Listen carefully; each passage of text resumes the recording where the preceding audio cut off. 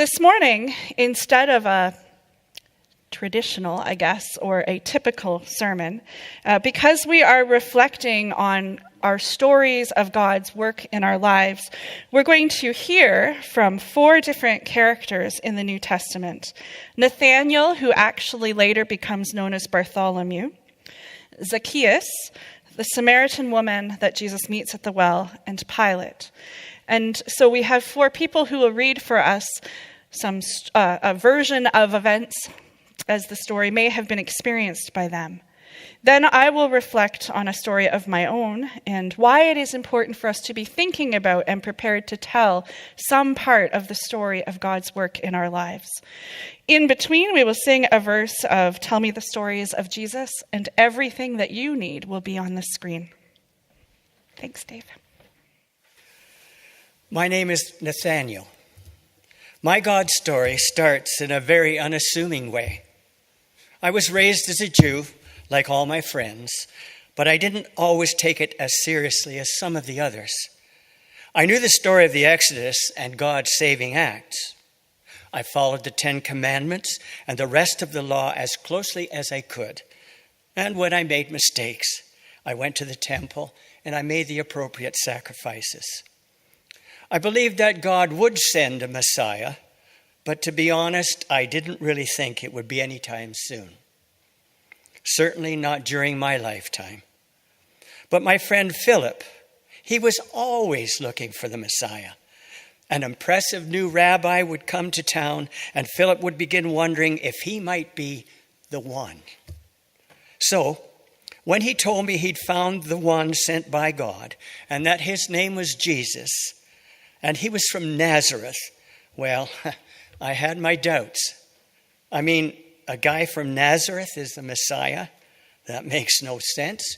He should have been from Jerusalem or Jericho, some great city, not some backwater town. Anyway, in order to keep Philip happy, I went over to meet this Jesus. Well, I hadn't even reached him when he declared, "Here comes an honest man, a true son of Israel." Well, I stopped in my tracks. How did this man, who was a stranger, know who I was? How did he know that back home they called me Nathaniel the Honest? When I asked him how he knew about me, he said he saw me under the fig tree. There must have been 75 or 100 people in the area where we were. The fig tree I was under wasn't even close to where he was, and yet he had noticed me.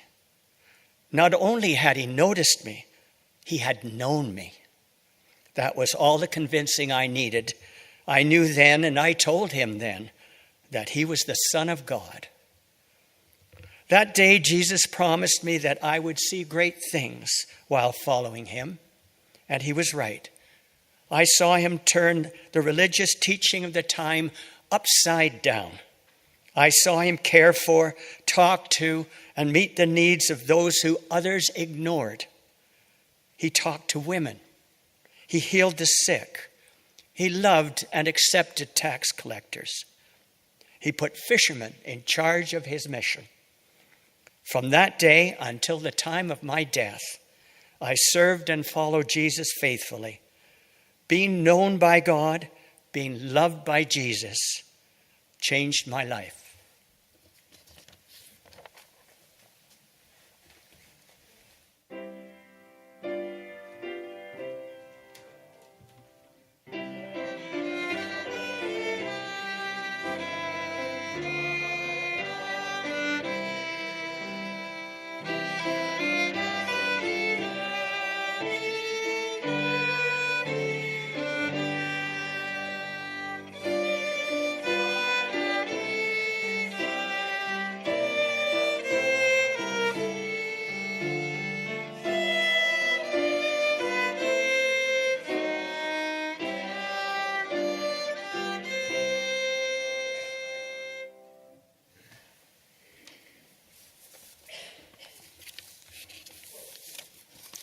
Well, I'm Zacchaeus, a tax collector. Have you ever had one of those days when you don't want to go to work? I certainly have. Or anywhere for that matter.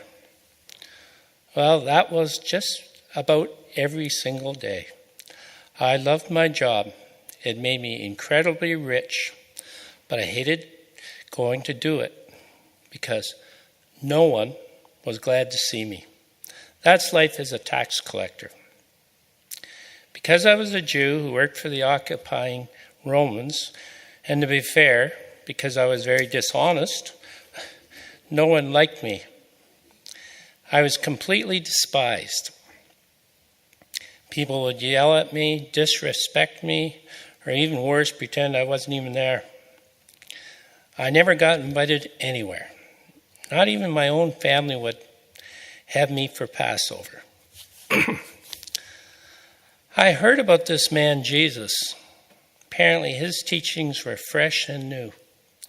Supposedly, he did miraculous things, like heal lepers and with a simple touch, feed 5,000 with a kid's lunch, and walk on water. I wasn't sure I believed all the hype. When I heard he was coming to town, I figured I might as well go check him out. But when I got where he was passing through town, the crowd was huge. I couldn't see where he was, being so short. There was hundreds of people everywhere, and I'm not that tall. No chance I was going to see Jesus this way. That's when I got the idea to climb up the trees.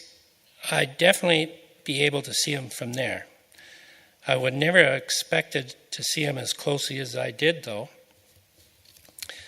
As Jesus walked along, he came right below my tree. He stopped. I thought maybe he was going to perform a miracle or give some great teaching. In a way, he did perform a miracle just for me. Jesus looked up into the tree and said, "Zacchaeus, come down from there. I'm going to your house for supper." I wasn't sure I heard him correctly until the crowd began to whisper. I was shocked, and so were they. Jesus, the great rabbi, the performer of miracles, the one rumored to be sent by God, knew my name, a tax collector, and was coming to my house for dinner. You can bet I ran down that tree pretty fast. At dinner, Jesus and I talked a lot. He knew all about me. He spoke to me in ways that touched my heart. And by the end of the meal, I had been changed. I had always known that stealing from others while collecting taxes was wrong, but I hadn't cared. But at the end of our meal together, I decided that because of Jesus' love and grace, I would repay everyone I had ever cheated, 4 times the amount I had stolen from them. Jesus changed my life by seeing me, by accepting me, by loving me, and by challenging me to be my best self.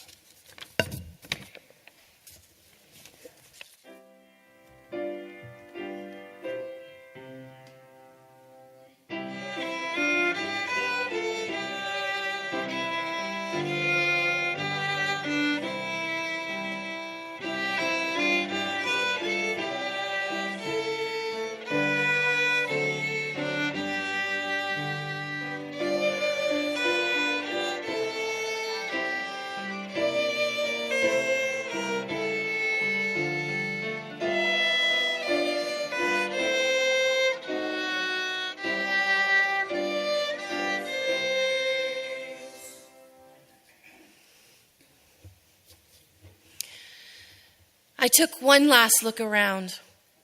I looked out the window before heading to the door. The coast was clear. The others were gone, so I headed out to the well.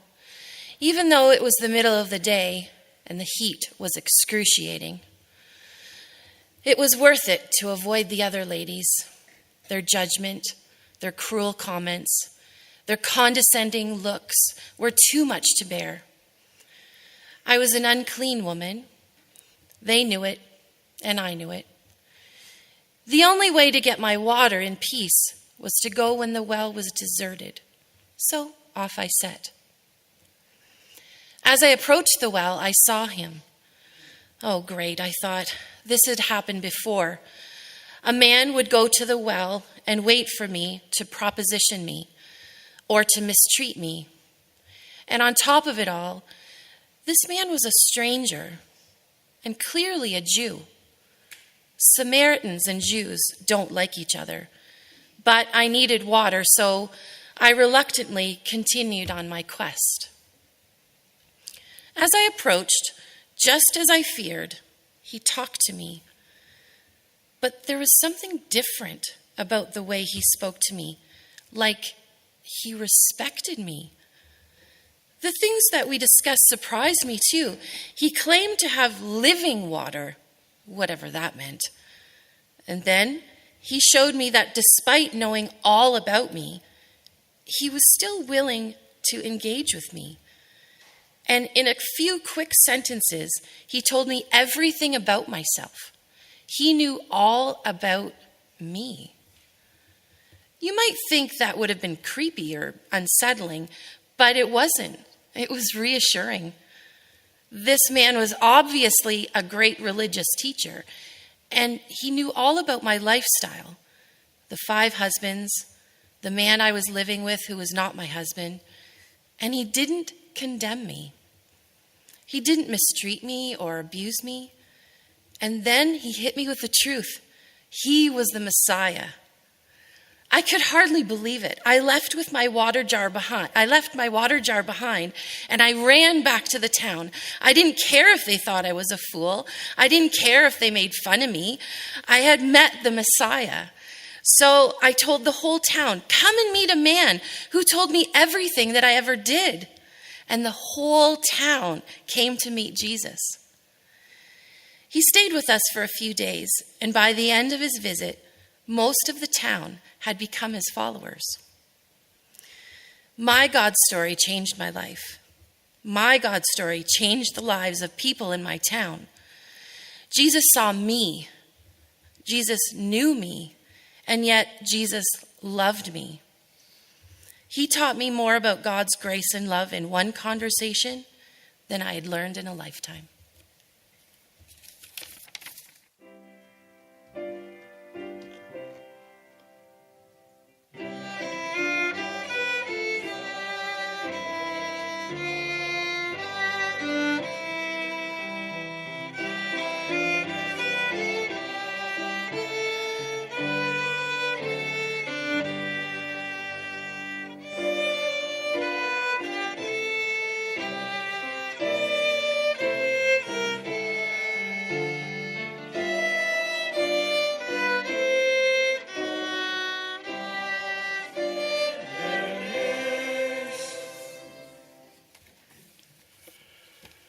My God story is quite different from the others.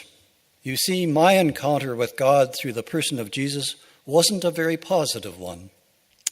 In my time as the Roman governor of Jesus, I had to do a lot of unpleasant things. But one of the most unpleasant and the most unsettling was to condemn the innocent teacher, Jesus of Nazareth, to death by crucifixion, and to set free an anarchist and murderer, Barabbas.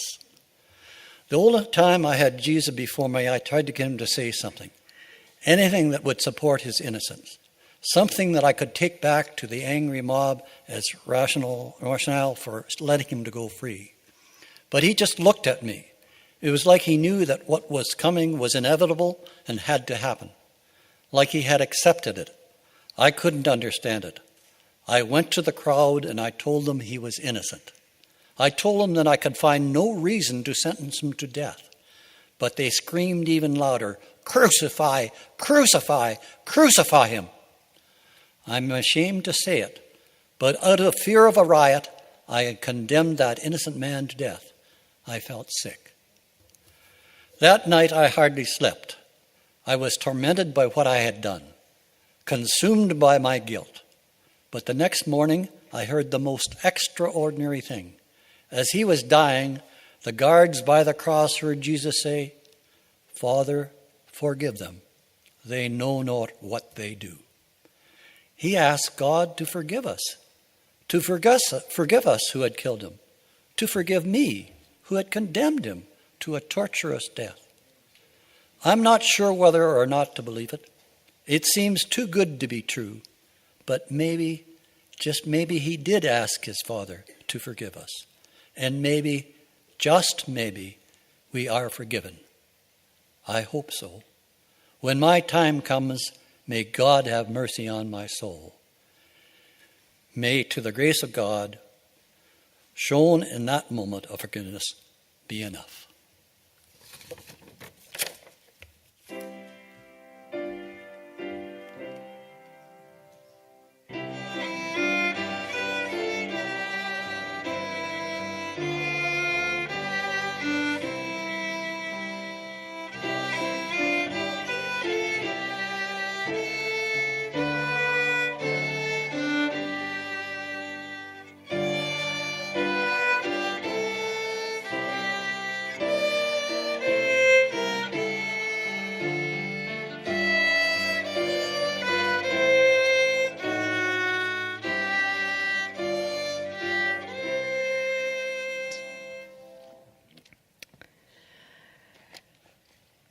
I grew up in a tradition and in a denomination where telling your God story, or they would have used the word testimony, was something that was fairly frequently done. And often it involved an entire life story, or particular portions in which it was shown how God had moved the person from a place of being stuck in their sin to salvation and redemption and forgiveness. In my own life, like all of the characters of the New Testament, there have been countless times that I have experienced God and his grace. And there are many God stories that I could tell, stories of deep personal healing, stories of new beginnings, stories of turning in fear to him and him delivering me. But there is one simple story that I want to tell you today, and that I want to reflect on myself. And then I have some encouragement for you. There have been a lot of difficult moments in the last year and a half in my life as I made the decision to leave a trying situation and to start new. There have been moments when I have been unsure of myself. There have been tremendous moments of grief. And there have been moments when I have questioned honestly and legitimately and quite deeply and sincerely whether or not God may have been forgetting about me. But one day last summer, as I had picked up my things and was preparing to move into the manse, my dad and a friend who is like a second dad and I were leaving my farm. And as we did, it was a difficult time. I felt very tumultuous. And as we did, the most extraordinary thing happened. We were coming down a hill. There's a lot of hills on my road. We were coming down a hill into a little valley and up another. And a heron came and flew directly in front of the truck. And not just for a second, but for at least 2 or 3 minutes. And it didn't go off to the side, and it didn't go above us. It wasn't afraid or even at all concerned that we were driving towards it. The driver, the friend that's like another dad, said, "I don't want to hit that bird." I said, "Good, because I think it's a sign from God." No pressure. My dad himself, driving ahead, said he kept looking in the rearview mirror to see it and decided that probably wasn't safe either. But in this moment, a complete peace came over me, because I was reminded that God goes before me and before each one of us, just as that heron did. It's like the heron was leading me from that old place in my life to a new place. In Celtic Christianity, a wild goose or a bird is often used as a sign for the Holy Spirit. And I believe that because I knew that and because nature speaks so profoundly to me, that is why God used a heron. I lived for 10 years on that farm.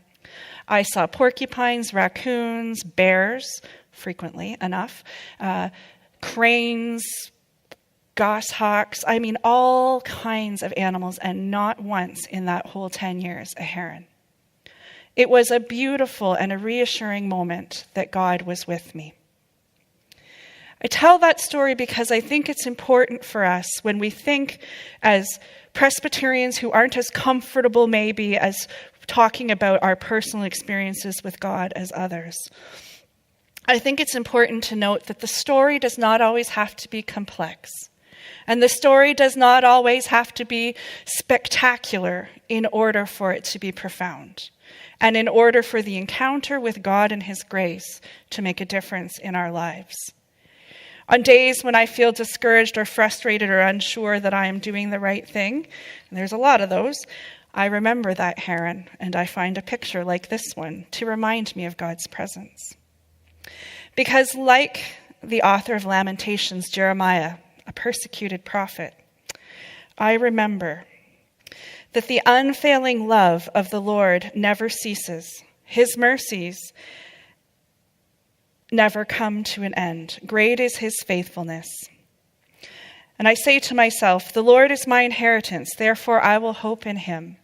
The Lord is wonderfully good to those who wait for him and seek him. So it is good to wait quietly for salvation from the Lord, and it is good for the young, and I'd say the old, to submit to the yoke of his discipline.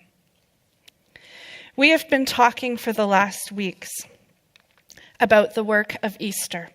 How the resurrection of Jesus Christ is not only a game changer in terms of delivering salvation from sin, but how it gives us an opportunity as the church to share good news with people who need and want to hear it. Part of that we have reflected on was to think of the images and the language that we use to talk about God. This is your recap in case you missed.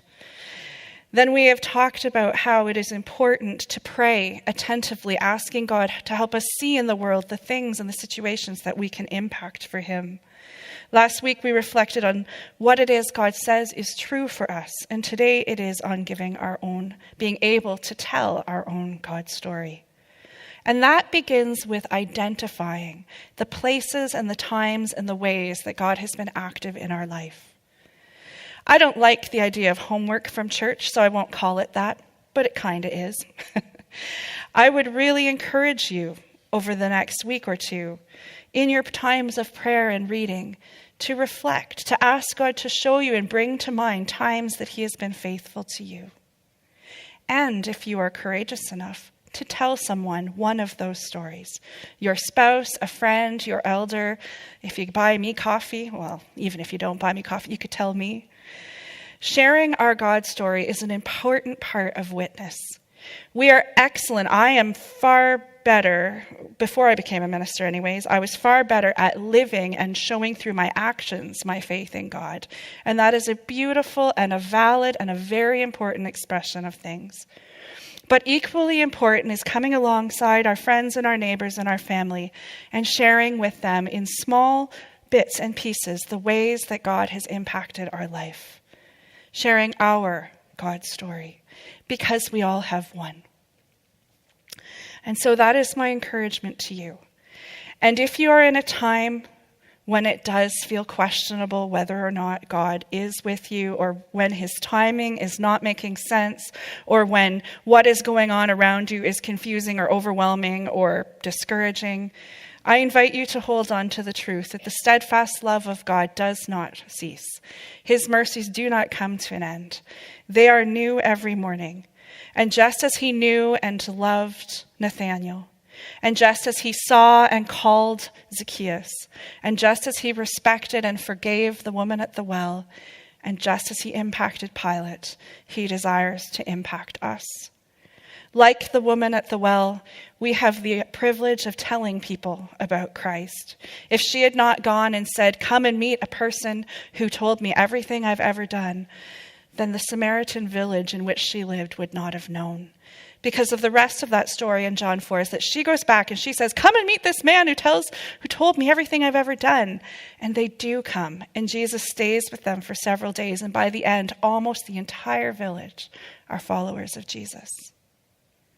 Imagine what God could do and will do and can do if we will ask him for and take the opportunities to share what he has done for us. We know and we say and we believe that God's love for us is profound and deep, and that it transforms us and changes us. And because we love his world and because we love those around us, we desire the same for them. So let us not be afraid to say what the Lord has done in us. Let us celebrate that together and share it when the occasion comes. Amen.